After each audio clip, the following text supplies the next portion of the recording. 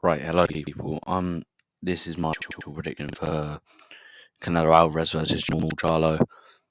This is in this past week for me thinking about it. I always think about fights more in the past week. Obviously, some fights I'm excited for since the build up. But obviously, this one when it was originally announced was like, well, we all thought it'd be Jermell Charlo instead of Jermell, and obviously Jermell's the littler brother in weight classes. They're twins. But this fight in this past week, couple days, is really, if I've really been thinking about it, it's a really interesting fight because see Jermell's been out of the fight ring for he's been out of the ring for like a year and a half. Canelo has been active but looks to be slowing down a bit, and that could make for a very interesting fight because it's almost like Jermell being a big underdog. Both men always have something to prove. Canelo obviously has to prove he's not slowing down, and Jermell has to prove he's up there with the best. Yeah, obviously in Canelo's last three fights, Bivol, a loss, Golovkin, and John Ryder. The Bivol fight, Bivol really set the pace and the tone with his jab and his distance management. I see a lot of people say lateral movement was important in that fight, and obviously a lateral movement against any kind of pressure fighter like Canelo is going to be tremendously important because they're really just going to be walking in straight lines and trying to cut the ring off. So being able to move naturally, pivot, and use your footwork, especially as someone like Bivol who comes from that great Soviet boxing background, would be, it's tremendously important. But I think the main factors was how he managed the distance and how he used that jab, and he used the jab to manage his distance, and everything kind of flowed off the jab really well. And in a Triple G fight, Canelo first of all, it was against a 40-year-old Triple G. He looked good in the early half of that fight and then gassed out. Well, didn't gas out. He did, kind of. He slowed a bit. He didn't completely gas out and then let Triple G Golovkin take over the later rounds. And in the John Ryder fight, John Ryder he put in a shockingly good performance. And it wasn't even a great performance. He got dropped twice and Canelo beat him clearly. But Canelo just didn't look good. At the moment, his feet look stuck in the mud. His head movement on the front foot isn't there anymore. Like in the Bivol fight, he had head movement, but it was only when Bivol was in an advantageous position against him.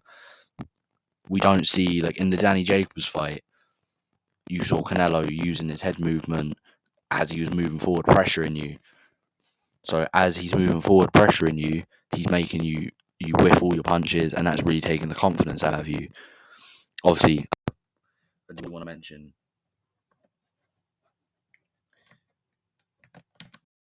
in that fight, Canelo did kind of gas towards the end. That doesn't really. I feel like his conditioning is going to be top tier for this fight because he has kind of slowed down the later half of all his recent fights.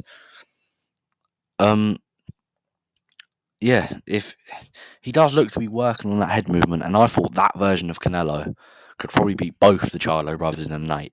That version of Canelo that we saw in those fights, the one that had Austin Trout hurt bad, do you know what I mean, looked great in that fight. The one that had Danny Jacobs just missing all his punches is almost tailor-made for the Charlos. But I feel like this fight will be the type of fight where, because Charlo's had so long out of the ring, Canelo's going to have to start quick, which he doesn't usually tend to do, but I feel like he might because I feel like he's going to be training very hard. During the midway part of the fight, it will be close, and then the later half it will be Jermell's.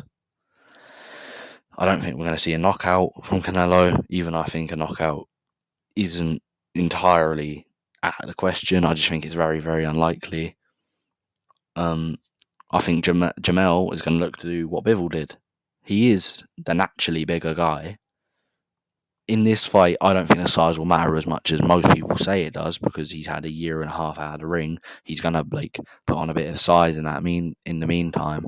So he's basically going to still have to probably cut down to super middleweight. It's not going to be a massive weight cut, but there's going to be a cut.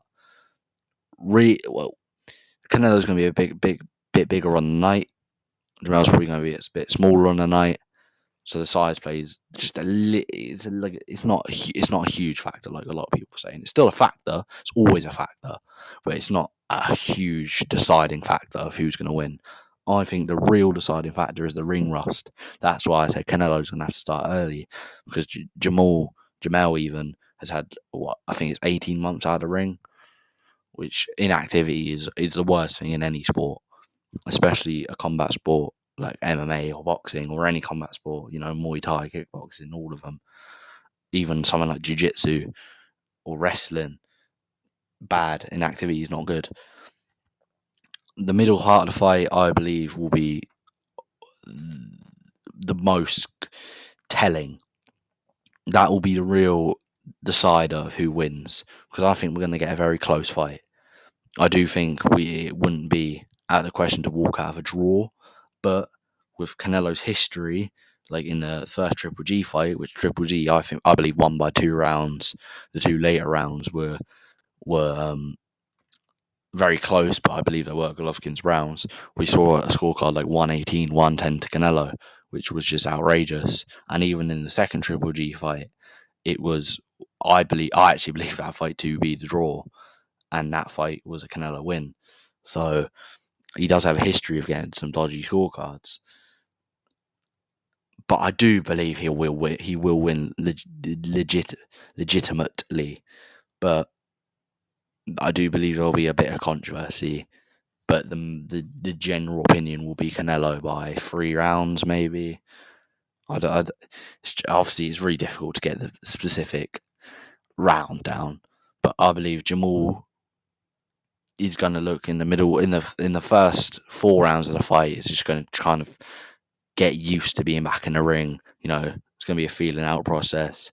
In the middle half, he's going to obviously try to manage his distance with a jab like Bivol did. Just fight like Bivol, basically. Just manage distance with a jab, move around, work. I think the left hook will be a big factor for both men. Canelo throws a very good left hook to the body, especially. That will be the middle half of the fight, and I believe the end part of the fight, Canelo will start to slow a bit, because I do believe he will start working harder during that middle part of the fight, because Jermell has picked himself up, so Canelo will, pick up himself, and that will be where Jermell does his best work of the fight. But I will have to go with Canelo by a narrow points decision.